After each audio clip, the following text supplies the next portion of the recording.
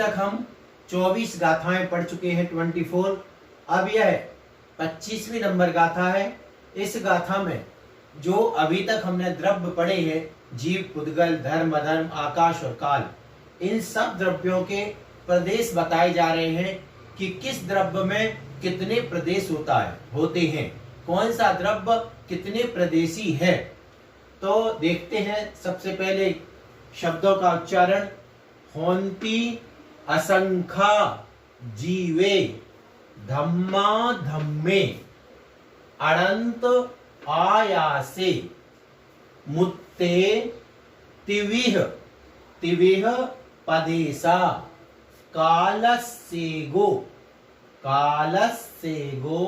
ण तेण सो काओ। होंति असंख्या जीवे धम्मा धम्मे अनंत आयासे मुत्ते तिविह पदेशा कालस्येगो ण तेण सो काओ। क्या मतलब हुआ? होंती यानी होते हैं, होते हैं। असंख्या यानी असंख्यात, असंख्यात। क्या? जीवे, एक जीव में, जीवे यानी एक जीव में। फिर धम्म अधम्मे, तो धर्म और अधर्म में। क्या अर्थ हुआ? कि एक जीव में धर्म और अधर्म में असंख्या होंती, असंख्य होते हैं, असंख्यात होते हैं। फिर अनंत यानी अनंत, आयासे यानी आकाश में, आकाश में अनंत। फिर मुत्ते, मुत्ते यानी मूर्तिक, और मूर्तिक द्रव्य कौन है? पुद्गल। तो पुद्गल, पुद्गल द्रव्य में तिविह यानी तीनों प्रकार के, तिविह यानी तीनों प्रकार। तो तीनों प्रकार में कौन से आ गए? संख्यात, असंख्यात और अनंत। तो तीनों प्रकार के प्रदेश हो गए। पदेशा यानी प्रदेश, ये प्रदेश सबके साथ लग जाएगा कि जीवे धम्मा धम्मे असंख्या पदेशा होंती। एक जीव में धर्म और अधर्म में असंख्यात प्रदेश होते हैं। आया से अनंत पदेशा होंती, आकाश में अनंत प्रदेश होते हैं। और मुत्ते, मुत्ते यानी पुद्गल में तिविह, तीनों प्रकार के संख्यात, असंख्यात और अनंत पदेशा होंती, प्रदेश होते हैं। कालस्य एगो, यहां से निकलेगा कालस्य और योगो, एगो। तो कालस्य यानी काल के, ठीक ना, काल के कितने हैं? काल द्रव्य के एगो, एक। काल द्रव्य के एक प्रदेश होता है। णा यानी नहीं, तेण यानी इसलिए, सो यानी हुआ है, काओ यानी कायवान। अपन ने 24वीं नंबर गाथा में देखा था कि जो रहते हैं, विद्यमान है, उसका मतलब है संति। और काया ही बहुदेशा, शरीर की तरह जो बहुप्रदेशी होता है वह काय कहलाता है। लेकिन यहाँ काल द्रव्य के बारे में क्या कहा जा रहा? कालस्य एगो, काल द्रव्य के एक प्रदेश होता है, इसलिए तेण, इसलिए सो यानी वह काल द्रव्य णकाओ, काय नहीं है। तो वह अस्थि तो है लेकिन काय नहीं है, ऐसा यहां से समझना। अब अपन को सबके प्रदेश देखते हैं। सबसे पहले यहाँ पर अपने सामने 6 द्रव्य, हम यहाँ पे 6 द्रव्य लिखते हैं। पहले नंबर एक, सबसे इसी क्रम में लिखते हैं जीव, फिर धर्म, फिर अधर्म, उसके बाद है धर्म अधर्म आकाश, और आकाश के बाद है यहां पर पुद्गल, और पुद्गल के बाद लास्ट में आया कालद्रव। अब देखते हैं जीव के असंख्या यानी असंख्यात प्रदेश, असंख्यात प्रदेश।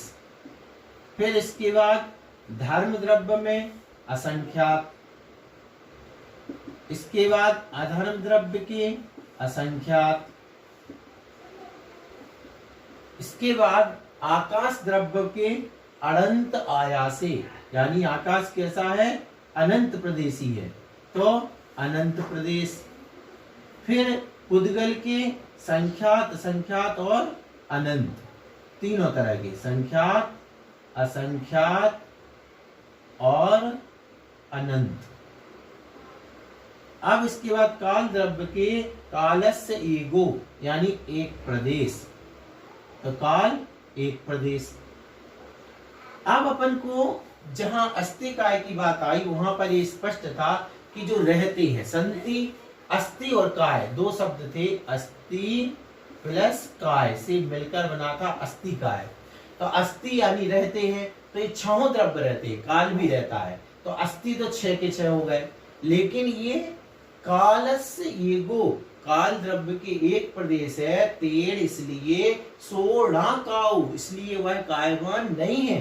तो यह यहाँ तक कि जो 5 द्रव्य हैं ये अस्थिकाय हैं, काल द्रव्य को छोड़ करके 5 ही अस्थिकाय हो गए, और बाकी जो द्रव्य हैं उनके प्रदेश जीव धर्म और अधर्म के असंख्यात प्रदेश होते हैं। आया से आकाश द्रव्य के अनंत प्रदेश, पुद्गल द्रव्य में संख्यात संख्यात तिवे यानी तीनों प्रकार के और अनंत ये तीनों प्रकार के प्रदेश होते हैं। और काल द्रव्य के मात्र एक प्रदेश होता है, एक प्रदेशी होता है, इसलिए वह कायवान नहीं है। अब बात आती है कि ये जो प्रदेश हैं इनको हम थोड़ा बहुत यदि समझना चाहें तो कैसे समझेंगे। तो प्रदेश की परिभाषा तो आगे की गाथा में आएगी, वहां से अपन देख लेंगे। और यहां पर जैसे मान के चलो हमने देखा कि लोक बीचों बीच है, मान के चलो ये पूरा सब कुछ है, अब इसके बीचों बीच क्या है, लोक है जिसमें छहों द्रव्य पाए जाते हैं। तो अपन ने ये सामान्य रूप से देखा। अब यहाँ पर ये जो है इसमें क्या, इसमें जीव भी है, पुद्गल है, धर्म है, अधर्म है, आकाश है और काल है, सभी द्रव्य है।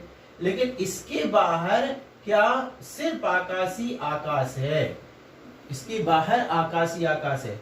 ये आकाश पूरा एक है, पूरा आकाश एक है, आकाश दो नहीं है, ध्यान रखना। आकाश को दो प्रकार से किस आधार पे कहा गया है, जीव पुद्गल आदि के रहने और नहीं रहने के आधार पर आकाश दो तरह की का है, दो भेद वाला का। लेकिन आकाश जब उसकी अपेक्षा बात करेंगे तो एक ही है, अखंड है। जैसे आकाश धर्म द्रव्य है, अधर्म द्रव्य है, कैसे है, एक है और अखंड है। ऐसे ही यह अनंत प्रदेशी आकाश है।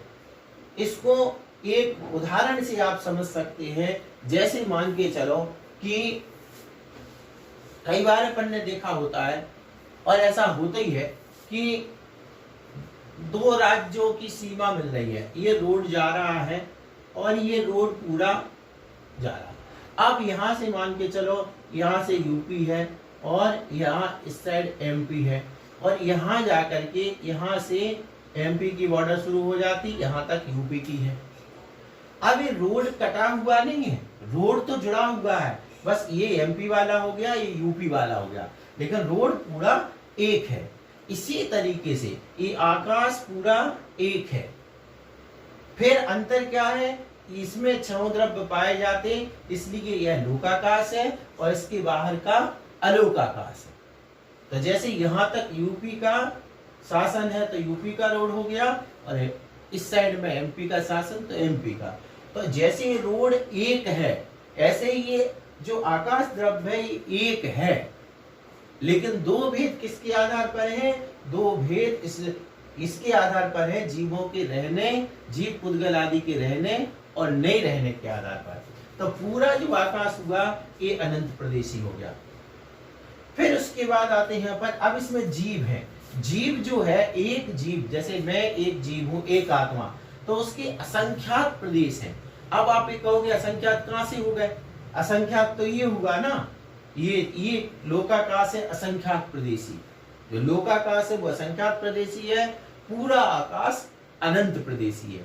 तो इतने बड़े थोड़ी है हमारी आत्मा, इतना बड़ा थोड़ी है, नहीं। अपन को ध्यान रखना, जब अपन ने समुद्घात देखा था तो वहां पर केवली समुद्घात में जब लोकपूर्ण समुद्घात होता है तो उस समय आत्मा के शरीर पूरे लोक में फैल जाते हैं।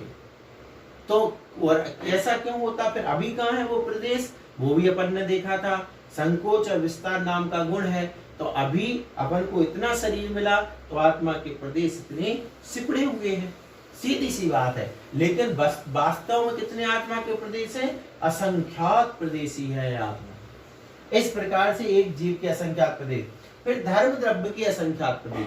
धर्म द्रव्य के असंख्यात प्रदेश क्यों?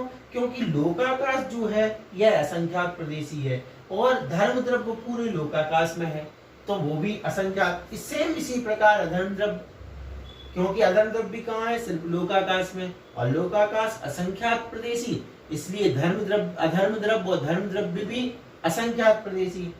फिर आता है पुद्गल। पुद्गल की स्थिति बड़ी विचित्र है। पुद्गल क्या है? पुद्गल एक परमाणु रूप है और दूसरा स्कंद रूप है। तो जब ये शुद्ध परमाणु होता है तब ये ऐसा पुद्गल का टुकड़ा जिसका फिर कोई दूसरा टुकड़ा ना हो सके, अविभाज्य, मतलब लास्ट पीस। अब ये पीस है, इसका दूसरा टुकड़ा नहीं होगा, इसको कहते हैं परमाणु। ये परमाणु एक प्रदेशी होता है, ये परमाणु एक प्रदेशी, ठीक है। फिर इसके बाद दो परमाणु मिले, दो से ज्यादा मिले, 1000 मिले, सैकड़ा मिले, लाख मिले, ऐसे ही मिले तो उनसे स्कंद बनते जाते हैं, तो वो संख्यात हो गए। फिर और इतने ज्यादा परमाणु मिल गए जो असंख्यात हैं, तो असंख्यात परमाणुओं से मिलकर के जब ये बना तो असंख्यात प्रदेशी हो गया। और ऐसे ही अनंत अनंत प्रदेशी भी पर यह होता है क्या? पुद्गल। पुद्गल के तीनों प्रदेश पाए जाते हैं, संख्यात, असंख्यात और अनंत। तो पुद्गल का जो परमाणु है वह एक प्रदेश में होता है, जब वह स्कंद के रूप में पहुंच जाता है तो वहां पर संख्यात, असंख्यात और अनंत प्रदेशी होता चला जाता है। यानी पुद्गल में संख्यात, असंख्यात और अनंत प्रदेश पाए जाते हैं, एक बात। दूसरी बात, अब यहाँ पर बात आएगी कि जब ये परमाणु एक प्रदेशी है तो काल भी एक प्रदेशी है, फिर इसको हम अस्थिकाय क्यों कहेंगे? तो इसका उत्तर देने के लिए अगली गाथा है, अगली गाथा में इसका समाधान किया गया है, इसलिए हम उसी गाथा से देखेंगे। एक बार वापस इसका रिवीजन देखते हैं कि जीवे धम्माधम्मे, एक जीव में, धर्म द्रव्य में और अधर्म द्रव्य में असंख्या होंती, असंख्यात प्रदेश होते हैं। यानी जीव, धर्म और अधर्म द्रव्य असंख्यात प्रदेशी है। अनंत आयासे, आकाश में अनंत प्रदेश, आकाश कैसा है? अनंत प्रदेशी। मुत्तेतिवी प्रदेशा, और पुद्गल जो है वह संख्यात, असंख्यात और अनंत प्रदेशी है। एक प्रदेश को भी संख्यात कहेंगे। फिर उसके बाद कालस्य ईगो, काल द्रव्य एक प्रदेशी है, तेड़ इसलिए सो वह कावोढ़ा, कायवान नहीं कहा जाता।